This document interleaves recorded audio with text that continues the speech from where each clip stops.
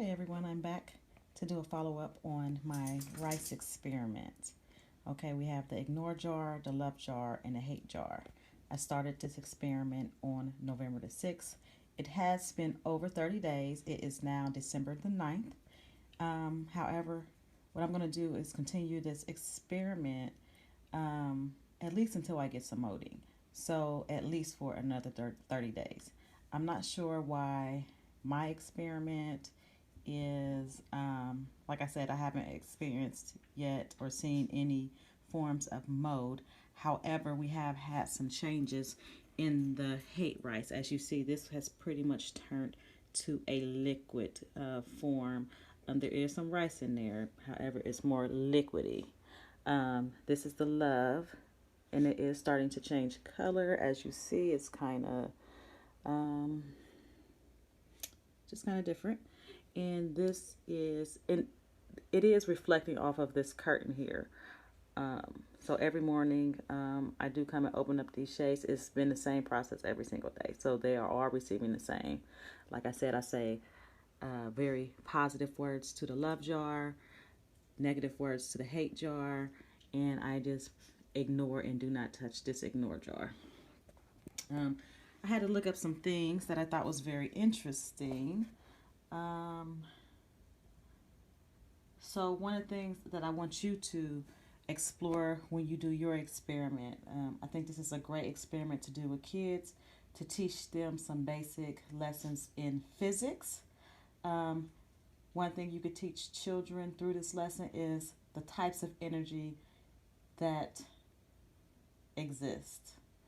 One thing that I learned, well, I'm sure I learned this in elementary school, but I had to relearn it today, is that energy cannot be created or destroyed. It can change form from one, or it can change from one form to another. So, and then after that, I looked up some videos on conduction, convection, and radiation.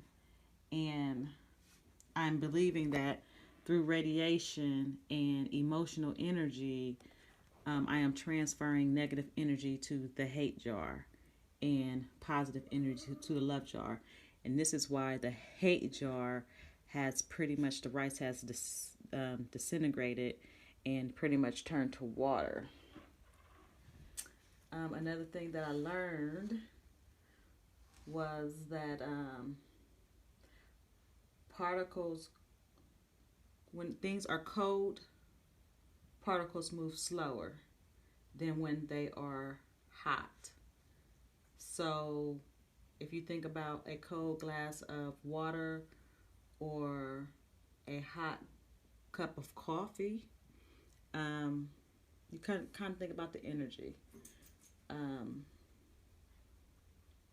What I believe is that emotional energy is moving faster. It's heating up. This is just my theory. Like I said, come up with your own theory. But this is my theory, that this is receiving negative energy. It's a little more warm. Just imagine when someone walks in a room or they get you mad. You get kind of hot, right? That's what it makes me think of. So this is to provoke your thinking. Like I said, come up with your own theory, write it out, then you can have your own proof. And imagine when someone comes in the room and they have a bubbly personality, or you get customer service. Say you get some good customer service, it just feels like love, right? It feels like positive energy. But if you get a bad customer service or have a bad customer service experience, it kind of heats you up, right? It turns everything negative. It can actually turn your whole day around. So like I said in the last video, imagine that these jars are your children and fill them up with love. That's what you want to do. You don't want to ignore them. You want to fill them up with love, kind words, beautiful words, so that they can be as healthy as possible, and just try to stay away from the negativity. because we know if we are radiating and transferring negative energy to one another, we're just creating toxic energy. We don't want to do that. Create positive energy, positive experiences for your children, and I think they will be healthier beings. So I just want to give you a look at what's going on underneath.